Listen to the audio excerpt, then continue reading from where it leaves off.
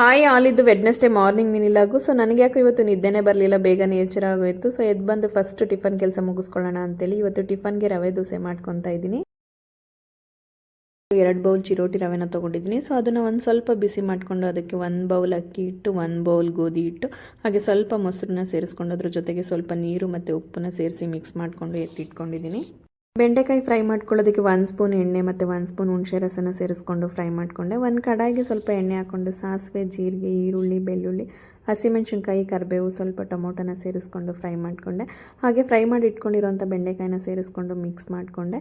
ಮಸಾಲೆ ರುಬ್ಕೊಳ್ಳೋದಕ್ಕೆ ಸ್ವಲ್ಪ ತೆಂಗಿನಕಾಯಿ, ಕಡಲೆ, ಟೊಮೊಟೊ, ಈರುಳ್ಳಿನ ಸೇರಿಸ್ಕೊಂಡು ಮಸಾಲೆನ ರುಬ್ಕೊಂಡೆ. ದೋಸೆಗೆ ಚಟ್ನಿ ಕಾಂಬಿನೇಷನ್ ತುಂಬಾ ಚೆನ್ನಾಗಿರುತ್ತಲ್ವ. ಸೊ ನಾನಿವತ್ತು ಸ್ವಲ್ಪ ಡಿಫ್ರೆಂಟಾಗಿ ಚಟ್ನಿನ ಮಾಡ್ಕೊತಾ ಇದ್ದೀನಿ, ರೆಡ್ ಕಲರ್ ಚಟ್ನಿ ಮಾಡ್ಕೊಳ್ಳೋದಕ್ಕೆ ಸ್ವಲ್ಪ ಬ್ಯಾಡಗೆ ಮೆಣಸಿನ್ಕಾಯಿ ಮತ್ತು ಟೊಮೊಟೊನ ಸೇರಿಸಿ ಚಟ್ನಿನ ಮಾಡ್ಕೊಂಡಿದ್ದೀನಿ. ರವಾ ದೋಸೆ ಮತ್ತು ಚಟ್ನಿ ಕಾಂಬಿನೇಷನ್ ಅಂತೂ ತುಂಬಾ ಚೆನ್ನಾಗಿ